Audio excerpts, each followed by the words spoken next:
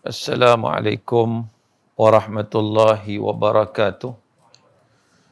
A'udzu billahi minasyaitonir rajim. Bismillahirrahmanirrahim. Alhamdulillahi rabbil alamin wal 'aqibatu lil muttaqin wala 'udwana illa 'alal zalimin. Asyhadu an la ilaha illallah wahdahu la syarikalah wa asyhadu anna Muhammadan 'abduhu wa rasuluh addal amanah wa ballaghar risalah wa nasahal ummah wa jahada fillahi haqqa jihadih wa tarakana 'alal mahajjatil bayda lailuha kanahariha la yazighu anha illa halik wa nusalli wa nusallim 'alan nabiyyil amin wa 'ala alihi wa sahbihi ajma'in. Subhanaka la ilma lana illa ma 'allamtana innaka antal alimul hakim. Rabbi shrah li sadri wa yassir li amri wahlul 'uqdatam min lisani yafqahu qawli amma ba'. Makasih kepada Tuan Pengerusi Majlis, Tuan Imam, Tuan Bilal, pengurusi serta ahli jawatan kuasa Surau Nurul Huda atau Surau Al-Huda. Surau Al-Huda, Taman Markisah. Seluruh hadirin hadirat muslimin dan muslimat yang dirahmati Allah Subhanahu wa taala sekalian, alhamdulillah sama-sama kita panjatkan kesyukuran kita kepada Allah Subhanahu wa taala kerana pada malam yang berbahagia ini kita dipertemukan dengan pertemuan yang diradai oleh Allah Subhanahu wa taala kerana kita berkesempatan untuk berada di dalam majlis ilmu yang mana kita dapat menghidupkan sunnah Rasulullah sallallahu alaihi wasallam. Tuan-tuan, sunnah Nabi ni banyak. Biasa bila saya tanya orang apa itu sunnah Nabi, bila saya tanya apa itu sunnah Nabi, ada beberapa jawapan yang saya terima. Saya kata, okeylah, tambah-tambah zaman orang sambut maulid kan. Bila sambut maulid ni bukan sekadar nak ingat Nabi, ingat maulid Nabi aja. Kewajipan kepada kita untuk menghidupkan sunnah Nabi. Jadi bila saya tanya apa itu sunnah Nabi, rata-rata saya dapat jawapan, oh Ustaz, sunnah Nabi ni simpan janggut. Yang lain, sunnah Nabi ni pakai jubah. Kan? Sunnah Nabi ni makan dengan 3 jari. Sunnah Nabi ni bersugi. Rata-rata saya dapat jawapan, sunnah Nabi ni difokuskan kepada perkara-perkara sunat. Ya betul, sunnah Nabi betul, kita tak nafikan, tapi perkara-perkara sunat. Jarang saya dapat jawapan bila sebut sunnah Nabi ni yang merujuk kepada perkara wajib. Sedangkan ilmu tu sunnah Nabi. Dan ilmu tu wajib. Berdasarkan kepada hadis yang diriwayatkan oleh Ibnu Majah, talabul ilmi faridatun ala kulli muslim. Kata Nabi, menuntut ilmu itu wajib kepada setiap individu muslim. Wajib. Jadi maknanya, bila kita sebut sunnah ni, kita duk anggap benda sunat je. Sunnah ni sunat. Sunnah ni sunat.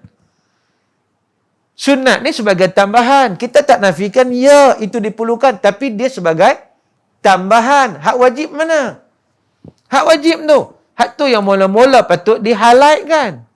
Yang patut diambil berat dulu. Hak wajib tu. Itu yang kata sunnah Nabi SAW. Jadi antaranya apa? Inilah majlis ilmu kita ni. Ilmu ni memang wajib. Al-ilmu imam al-amal. Ilmu itu pemimpin kepada amalan.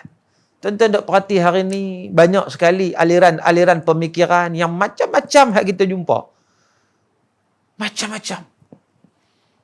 Banyak aliran pemikiran yang sesat banyak. Ajaran-ajaran sesat. Idea-idea yang mengelirukan. Teori-teori konspirasi. Oh, macam-macam lagi lah hak kita duk jumpa ni.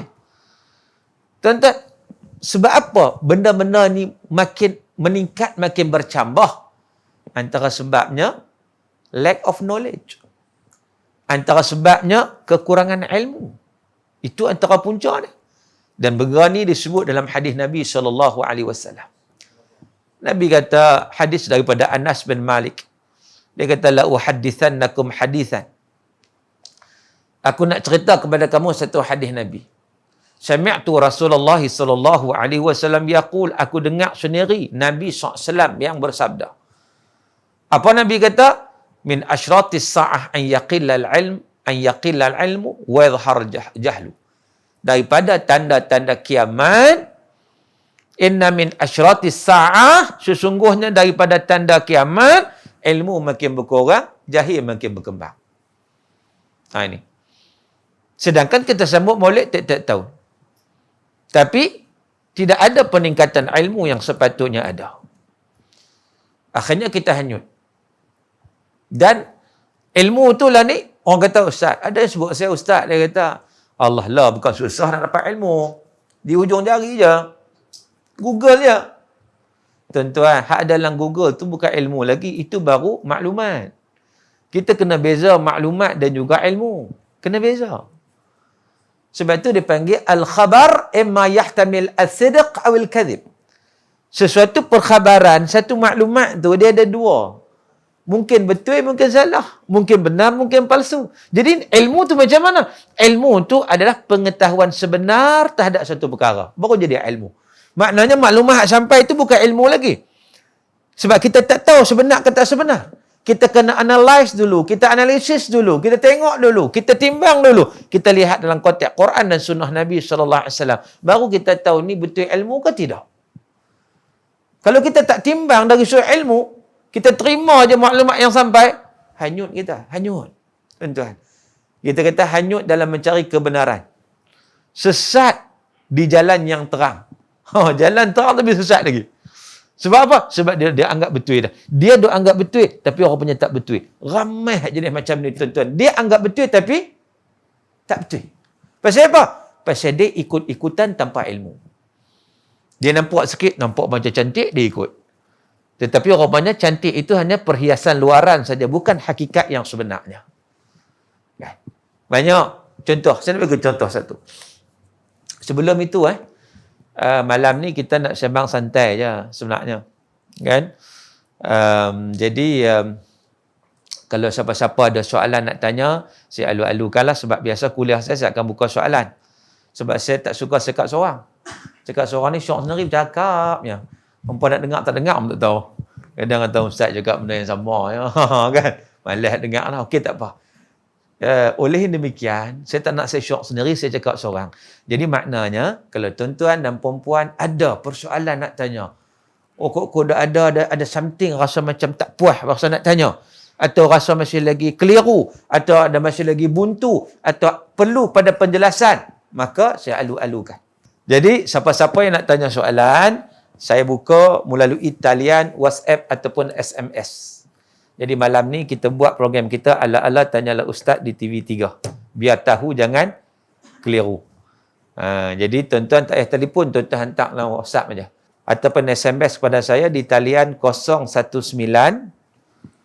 324 1364. Saya ulang sekali lagi. Siapa-siapa ada soalan, anda boleh WhatsApp ataupun SMS kepada saya di talian 019 324 1364. Jadi diumumkan talian dibuka sekarang. So bolehlah kalau tuan-tuan nak SMS, nak WhatsApp soalan, apa-apa soalan insya-Allah saya akan cuba respon dari semasa ke semasa. Yang penting kita nak something malam ni kita boleh bincang yang boleh faham apa yang saya nak sampaikan dan juga boleh kita kata menjelaskan kekeliruan kalau wujud. Supaya apa? Supaya kita nak sebut tadi, kita nak something itu biarlah kita mengetahuinya dalam konteks ilmu. Supaya kalau kita pegang tu, kita pegang dengan betul. Sebab dalam masyarakat hari ni macam-macam ramai kat kita. Hak informasi ni banyak. Bab mimpi jumpa Nabi. Lately ni banyak orang. Saya ada interview ada beberapa orang ni. Dia mengaku mimpi jumpa Nabi. 3 kali dia kata jumpa Nabi. Saya tanya dia, pernah baca tak kitab Syama'il Muhammadiyah? Tahu kan kitab Syama'il kan? Syama'il Tirmizi kan? Dia kata, Ustaz, saya tak tahu. Tu kitab Arab, saya tak mengaji Arab. Okeylah. Pernah tak belajar tentang bagaimana rupa bentuk Nabi? Nabi muka macam mana, Nabi rambut macam mana. Pernah tak? Pernah mengaji tak benda ni? Oh, dia kata tak pernah. Kau tak pernah, macam mana tahu hak dalam mimpi itu Nabi? Macam mana tahu hak dalam mimpi itu Nabi? Oh, dia kata hati saya kata itu Nabi. Oh, senang sangat lagu tu. Ini yang kita kata kadang-kadang iblis masuk ni, allazi yuwaswisu fi sudurin nas. Ni. Dia duk main pusing-pusing dalam hati kita kan, duk menghiasi kononnya betul. Tapi tak betul pun. Sebab tu kita kena kenal, kena belajar. Kau tak belajar macam mana nak tahu? Tu kata-kata kena ada ilmu. Kan? Ada orang tanya, bukankah Nabi syaitan tak boleh serupai Nabi? Oh, dia tanya. Betul? Dalam hadis Nabi, Nabi kata man ra'ani fil manam faqad ra'ani. Siapa yang tengok aku dalam mimpi, kata Nabi, sesungguhnya betul dia tengok aku. Sebab apa? Fa inna syaitan la yatamathalu bi. Karena syaitan tidak boleh menyerupai diriku. Baik, itu clear, hadis itu clear. Tak ragu. Nabi kata siapa yang tengok aku dalam mimpi, betul dia tengok aku. Sebab syaitan tak boleh menyerupai diriku. Tapi kita kena ingat, syaitan memang tak boleh menyerupai Nabi, tapi dia boleh menyerupai orang lain dan mengaku sebagai Nabi. Kalau orang yang tak kenal Nabi, nampak tak? Dia kena tak kat situ? Dia kena dengan tipu daya syaitan. Ini masalah. Kan? Sebab tu pernah ada orang yang sebut dengan saya, dia jumpa Nabi dalam mimpi. Saya ucap tahniah, bagusnya, alhamdulillah, tahniah lah. Macam mana kamu nampak Nabi dalam mimpi kamu? Dia pun cerita, saya nampak Nabi pakai songkok dengan kain pelikat. Oh, ni Nabi Taman Markisa ke apa ni? Ha? Pakai kain pelikat pula. Siap dengan songkok lagi. La ilaha illallah. Jadi maknanya dia tak nak bezakan. Dia duk ingat hati dia duk kata Nabi situ. Ilmu yang dapat membezakan yang mana betul, yang mana tak betul. Sebab tu dalam hadis Nabi, Nabi kata, man salaka tariqan yaltamisu fi ilman, sahalallahu lahu bihi tariqan al-jannah. Siapa yang melalui satu jalan yang padanya dituntut ilmu, Allah akan mempermudahkan baginya jalan ke syurga. Pasal apa? Pasal dia tahu jalan ni betul, ni jalan tak betul. Syekh Abdul Qadir Jilani, pernah satu ketika dia berjalan. Tiba-tiba ada satu suara dari langit. Menyatakan, wahai Abdul Qadir Jilani, akulah Tuhanmu. Oleh kerana kamu, makam kamu sudah berada tinggi di sisiku, dihalalkan bagi kamu yang diharamkan kepada orang lain. Syekh Abdul Qadir ambil kasut, dia balik. Oi, setan yang nak tipu aku lah. Pasal apa? Pasal Syekh ni orang ada ilmu. Kalau kita main suara lagu tu kembang semangkuk, aku ni hebat rupanya. Dia main siap main lah mimpi lagi, beritahu aku lagu ni. Ini masalah, tuan-tuan. Bila tak ada ilmu, mudah sangat diperdaya oleh iblis dan syaitan. Senang-senang. Sebab tu syaitan tak takut pada kaki ibadat yang tak ada ilmu. Dia tak takut. Senang je dia nak perdaya. Senang je. Dia nak perdaya senang je. Sebab tak ada ilmu. Sebab itu mula-mula Islam ni, dipanggil Islam ni agama ilmu, dan Islam memerangi sebarang bentuk kejahilan. Hidup kita, kita kena tahu itu sunnah Nabi yang wajib hak kita nak kena buat. Supaya kita dapat tahu mana jalan hak betul, mana jalan hak salah, mana jalan ke syurga, mana jalan ke neraka. Supaya kita dapat mempersiap diri kita untuk cari syurga Allah dan menjauhkan kita daripada neraka Allah Subhanahu Wa Taala. Tuan-tuan yang dirahmati Allah. Sebab tu kita dah lihat hari ni, bila tidak ada ilmu, jadi macam-macam. Akhir zaman ni, duduk cari Imam Mahdi. Duduk cari Imam Mahdi. Tak payah cari sampai masa dia main lah. Kita tak dituntut untuk cari dia, tetapi kita dituntut dengan hukum hakam syarak yang kita kena siapkan diri kita. Seorang sahabat tanya Nabi, bila kiamat? Nabi tak jawab soalan tu. Sebaliknya Nabi tanya, apa persiapan kamu untuk kiamat? Itu. Apa yang kita nak buat sebenarnya? Tuan-tuan. Sebab tu dalam hadis Nabi sebut apa? Nabi kata, kun urdu aliman, au muta'alliman, au mustami'an, au muhibban, wala takunil khamisah fatahlik au kama qala. Nabi kata, jadilah kamu orang yang alim, orang yang berilmu. Itu nombor satu. Nombor satu tu kena berilmu betul-betul. Nombor dua, muta'alliman, menuntut ilmu. Kamu jadi orang yang menuntut ilmu. Yang nombor tiga, mustami'an. Ni, dengar ilmu, dengar ilmu. Nombor empat, muhibban, cinta kepada ilmu. Jangan jadi golongan kelima. Nak kata berilmu pun tak, menuntut ilmu pun tak, dengar pun tak, cinta pun tak. Benci lagi ada. Ada orang benci, tuan-tuan. Tak suka. Dia perangai Abu Lahab tu. Perangai Abu Lahab. Walaupun dia seronok dengan kelahiran Nabi, tapi dalam masa yang sama, bila Nabi bawa Islam, dialah paling awal yang menolak Islam yang dibawa oleh Nabi SAW. Ada orang memang dia tak suka pada ilmu. Tuan-tuan, ada satu surau dia cerita pada saya. Lama dah ni, dulu. Dia cerita, benar satu ketika ni, wujud dalam kawasan mereka. Ada orang memang, orang kita, dia tak suka pada ilmu ni, tahap memang betul-betul tak suka punya. Sampaikan bila orang buat kuliah kan, speaker kadang kuat sikit lah. Kan? Kau seorang Melayu kan, dia tak kisahlah. Tapi dia tak puas hati. Dia kata, apa depa ni? Dia pergi potong wayar speaker. Dia bukan takat tak suka, dia pergi potong wayar speaker. Dia suruh mesyuarat, tak apalah, sabarlah. Kita ni nak JK kena sabar.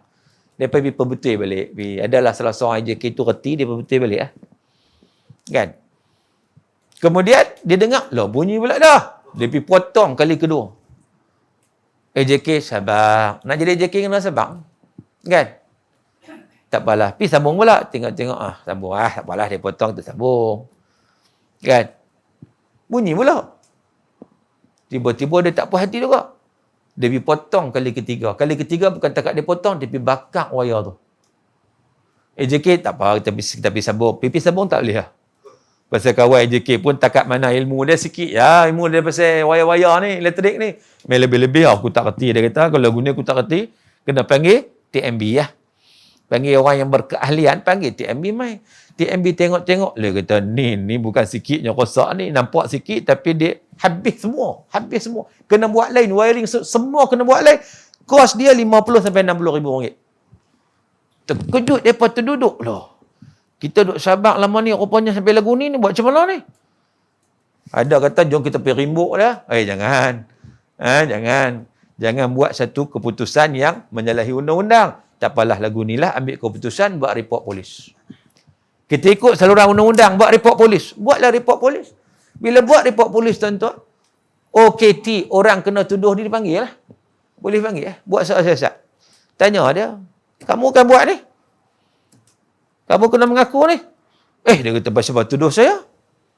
Ada bukti. Ada CCTV. Dia pun terdiak lah. Ada CCTV. Ada bukti. Yang tunjuk saya yang buat. Kan? Dia cuba nafikan. Polis tu pun, dia pun ada pandai trik juga. Kami tahu. Tak tahu pun kata tahu lah. Kami tahu. Kami ada intelijen kami apa semua. Kamu kena ingat. Dia kata. Kamu ingat kes ni kecil ke? Nampak macam kecil. Kamu tahu tak? Kos nak baiki itu 50 sampai 60 ribu ringgit. Dia dengar, dia terkejut. Saya potong pendek ni nya. Pasal apa? 50 ribu. Lah kali dia dengan tak sengaja tu terkejut dengan 50 ribu tu, termengaku. Orang tak mengaji bukan cerdik mana pun. Kan, tuan-tuan? Jadi maknanya, ada orang lagu ni. Kita dah ingat tak ada. Ada. Dan Nabi dah bagi tahu golongan macam ni, golongan yang binasa. Dia sama macam Abu Lahab. Nabi duk dakwah ikut, dia duk ikut belakang, duk nak kacau Nabi. Macam-macam dia berkata. Akhirnya dia akan terus berada dalam kejahilan. Orang yang tak mengaji ni, tuan-tuan, dia akan terus berada dalam kejahilan. Yang amat-amat merugikan. Pernah satu ketika ni di Kuala Lumpur, tuan-tuan. Cerita di Kuala Lumpur. Saya duk pergi satu surau ni. Ada mereka mengadu ke saya. Dia kata, Ustaz, ada satu kumpulan ni, 4-5 orang ni, geng-geng pencen lah ni, pencen. Tapi mereka satu ya, bab semayang ni, 5 waktu tak pernah tinggal di surau ni. Subuh dia main. Kan senang nak main subuh tu, tapi dia boleh sampai. Lehak dia main, asar dia main, maghrib dia main, isyak dia main. Pasal apa? Pasal dia pencen. Pasal apa? 4-5 orang ni geng-geng. Jadi, boleh jumpa dekat surau kan. Jadi, pot tempat dia jumpa. Tapi satu hak dia tak suka. Mengaji pun tak mau. Tengok, ngaji balik. Dengar azan sekali, dah habis mengaji, baru dia main. Begitu. Dia nak jadi cerita dia pula. Dia mengaji tak mau. Dia kata, kami tak mau dengar-dengar ni semua ni. Mengaji-mengaji ni mengarut je. Kita nak fokus ibadat je. Kan. Lalu apa jadi? Mereka ni, pernah satu ketika ni, dia suruh cerita kat saya sendiri. Lepas main subuh apa semua, mereka main subuh main. Ramai main. Zikir apa semua. Okay. Lepas tu ada kuliah. Taklah meja ni nak pagi. Tengok. Kuliah. Ada kuliah. 4-5 orang pakai tengok. Jom kita belah. Sebelum belah tu sempat semayang ba'diyah subuh 2 rakaat. Baru balik. Makna apa? Makna apa tuan-tuan? Adakah ba'da subuh ni? Dah lagi buat ba'da subuh 2 rakaat sebelum balik mengaji tak mak? Ini bahana dia. Dia duk rasa dia selesa. Dia duk rasa amalan dia bagus. Dia duk rasa dia dekat dengan Tuhan. Tapi setan gelak renyeh kat dia. Dia kena terpedaya macam tu saya. Dia tak tahu apa hak dia buat. Dia tak tahu betul ke salah hak dia buat. Dia pun tak tahu. Dia pakai ikut suka dia. Sedangkan Nabi kata, man amila amalan laisa alaihi amruna fahuwa rad. Hadis riwayat Imam Muslim. Siapa yang buat satu amalan yang tidak bertepatan dengan apa hak Nabi ajak, rad, rejected, tertolak. Nak tahu apa hak Nabi ajak? Kena mengaji.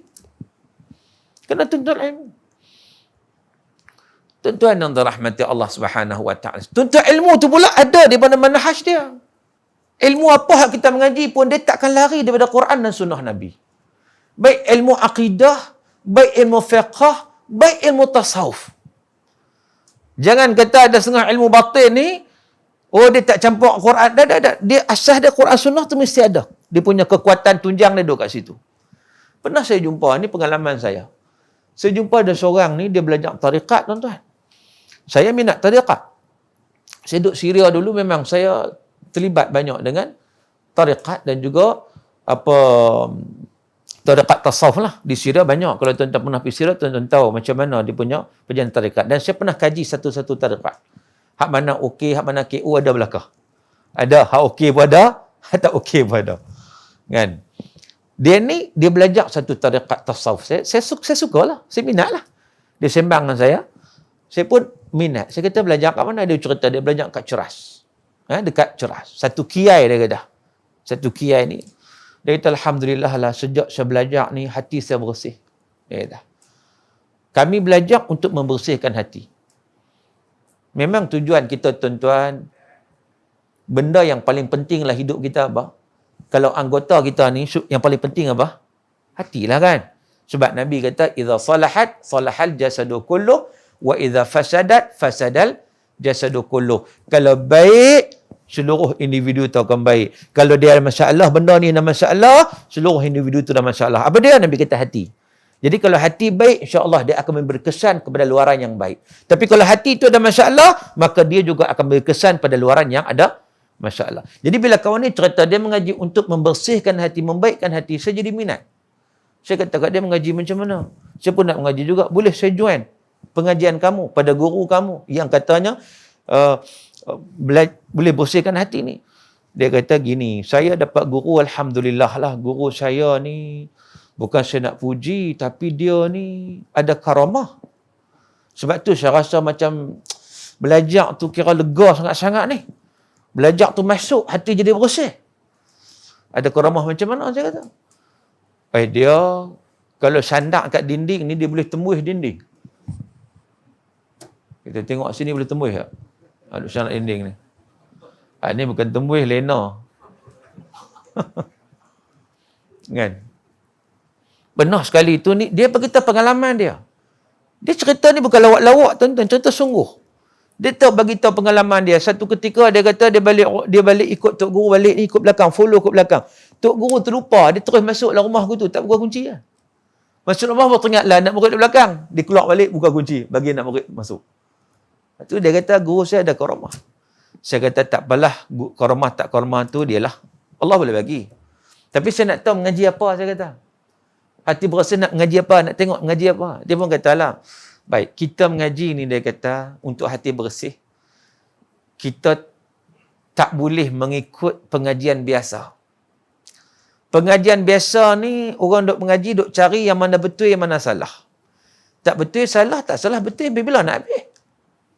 Duk cari betul, salah, bila nak habis. Kita sepatutnya tak perlu cari betul dan salah lagi. Kita kena mengambil satu kesimpulan daripada betul dan salah. Saya dengar lagu tu, saya pun tak faham. Saya kata, saya ni tak tahulah bab-bab falsafah, saya tak kerti sangat. Tolong bagi contoh boleh tak? Macam mana yang kata kesimpulan daripada betul dan salah apa semua, dia boleh bagi contoh boleh tak? Dia kata lagu ni lah contoh. Okey, tak apa, saya bagi contoh. Dia kata, Iblis tak sujud pada Adam kan? Kan? Ya, betul. Quran sebut kan? Iblis tak betul. Perbuatan Iblis itu betul ke salah? Dia tanya saya. Saya terus jawab, salah. Spontan jawab, salah.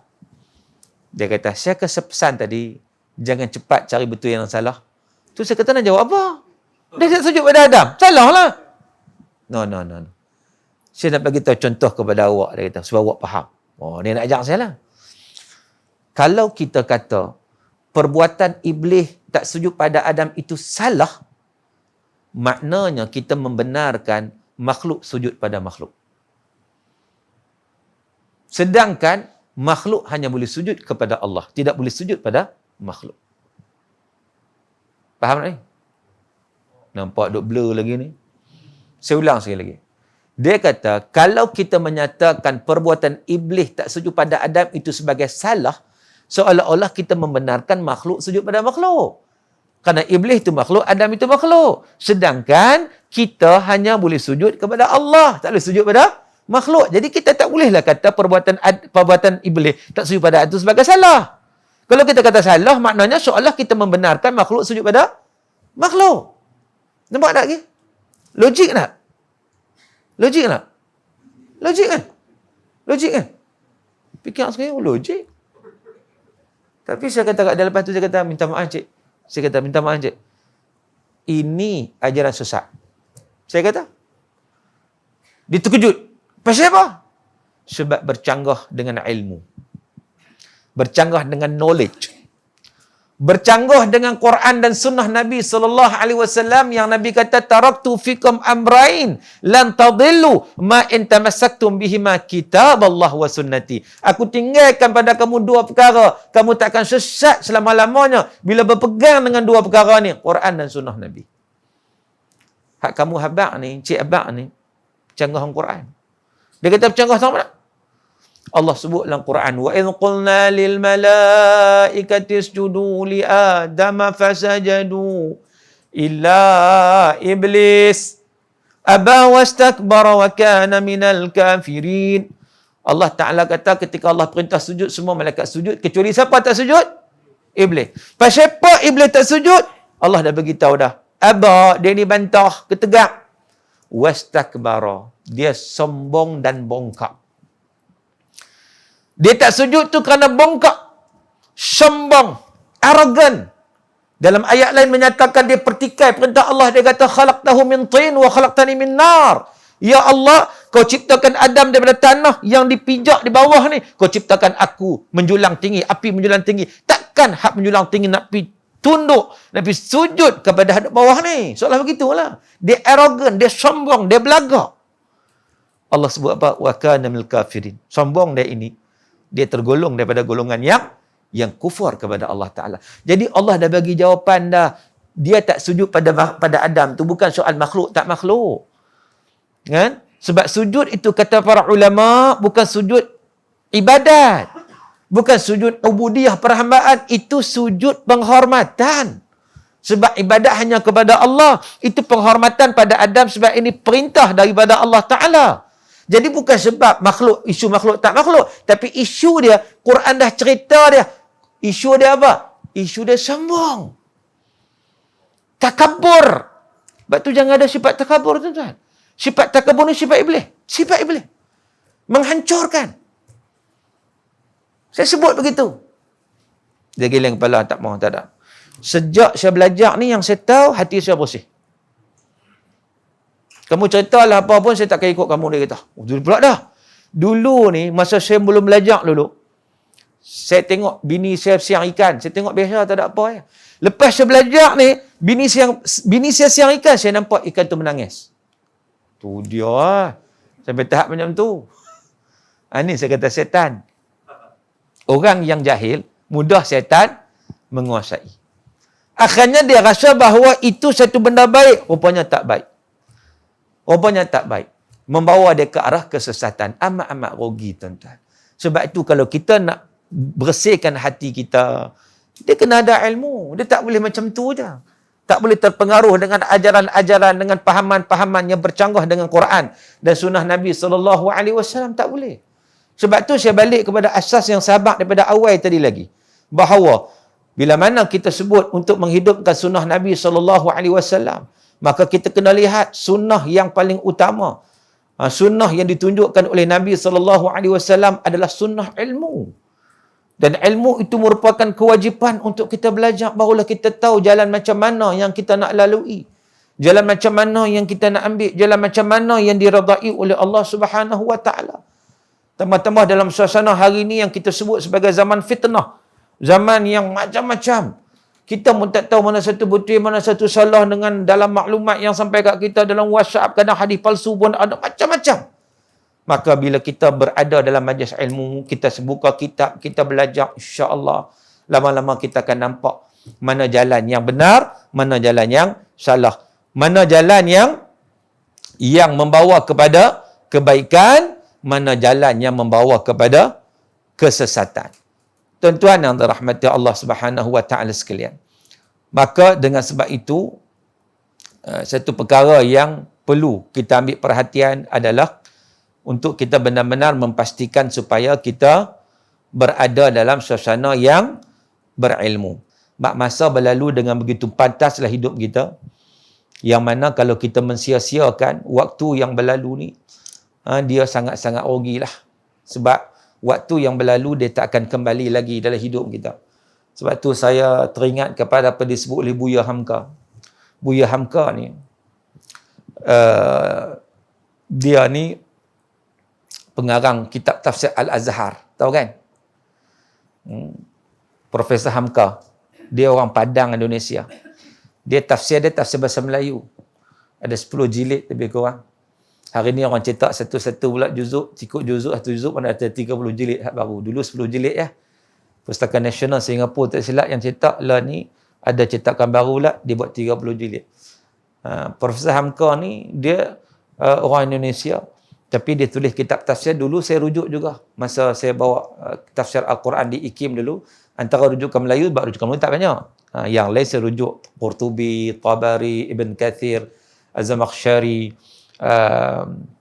Al-Kashaf, Ibn Ashur, Tahrir wa Tanwir, dan Al-Maraghi dan pelbagai lagi. Tapi hak Melayunya antaranya Amr Al-Athir, Sun Haji dan juga tafsir Al-Azhar. Memang tafsir dia ni kadang sebab dia orang Melayu, jadi banyak dikaitkan dengan suasana-suasana orang Melayu. Cuma saya nak sebut, dia ada satu puisi yang menarik yang saya pernah baca. Ada, kalau tuan-tuan tengok memang ada. Yang mana dia memberi satu komen terhadap kehidupan kita. Dia kata manusia yang masa yang berlalu dengan begitu pantas menipu kita yang terlena. Itu dia punya tajuk dia. Tajuk dia terlena. Dia kata masa yang berlalu lah hidup kita ni menipu manusia yang terlena. Terlena macam mana? Kita ni kadang-kadang tak ada hala tuju pun.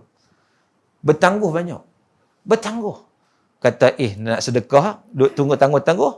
Kata nak sedekah waktu pagi, sampai petang tak sedekah lagi. Tak apa, orang ni nak baca Quran, duk kata orang ni baca Quran, tiba-tiba 2 hari tak baca lagi. Kan? Jadi kata Buya Hamka, gitulah masa berlalu dalam kehidupan kita, dalam keadaan kita tak sedap, umur kita dah meningkat. Dalam keadaan kita masih lagi pada takut yang lama. Sedap-sedap umur kita 30. Lepas tu pula naik 40. Lepas tu pula naik 50. Lepas tu pula orang panggil kita Tok Wan, Tok Nek dah. Kan? Sedap-sedap malaikat maut sudah berada di hadapan kita. Tengok-tengok, ya Allah, amalan kita tak seberapa. Macam mana kita nak bertemu dengan Allah? Waktu tu malaikat maut nak cabut nyawa kita. Kita meraung, kita menangis, kita merintih, kita meratap.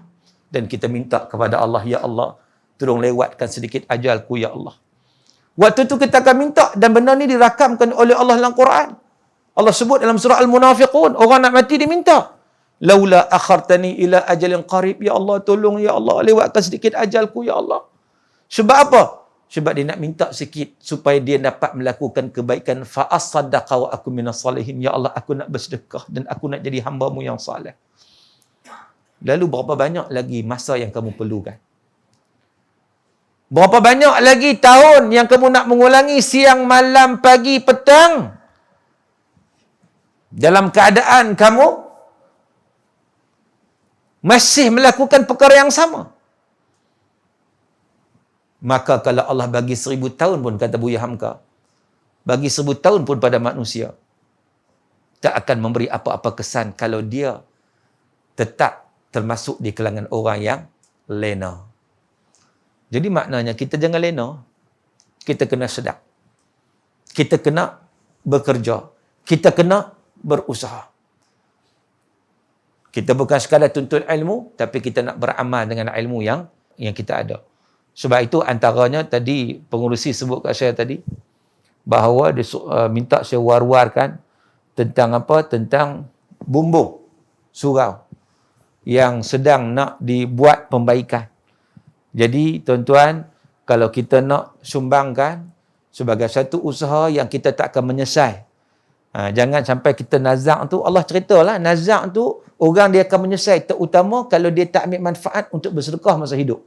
Sebab tu dia minta, laula akhartani, ya Allah tolong postponekan sikit ajal aku. Minta postpone tu untuk apa? Untuk sedekah ya. Sebab dia nampak bahawa sedekah ni pahala sangat-sangat besar. Kau tak ambil peluang tu, sangat-sangat rugi. Maka dengan sebab itu, oleh kerana ada peluang itu, kita lihat bagaimana surau ini, surau Al-Huda, Taman Markisah, Bukit Minyak, memerlukan sedikit sumbangan, bantuan, terutama nak membaiki bumbung. Lagi, lain bumbung apa lagi? Bumbung aja. Dan juga apa-apa yang berkaitan lah.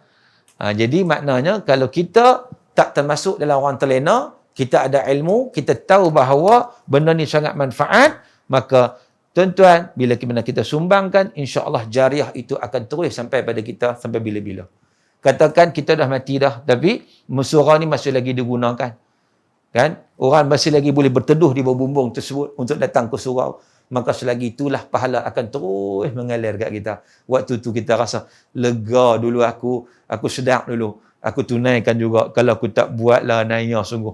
Kan? Jadi maknanya kita kena ambil perhatian dan juga kita kena beramal dengan apa yang kita tahu ataupun apa yang kita belajar. InsyaAllah mudah-mudahan ianya memberi manfaat kepada kita semua. Jadi sekadar itulah sedikit perbincangan kita pada malam ni tuan-tuan. Moga-moga insyaAllah sedikit sembang-sembang santai kita malam ni mudah-mudahan dapat sikit manfaat. Mudah-mudahan dapat memberi kebaikan pada kita insyaAllah. Kita tambahkan ilmu. Sambil kita nak main kuliah, kita baca buku. Buku jangan tinggal ya. Sebab iqra' tu penting. Tapi jangan iqra' saja. Jangan baca saja tak mengaji tak boleh. Baca, mengaji pun mengaji. Di situ kita dapat kaedah. Menambahkan lagi ilmu kita insya-Allah. Supaya kita dapat meningkatkan lagi kesempurnaan dalam ibadah kita kepada Allah Subhanahu wa taala. Dan di sini juga ada buku kalau tuan-tuan nak jom sempurnakan solat kita. Ini saya penyemak buku ni. Bukan penyemak.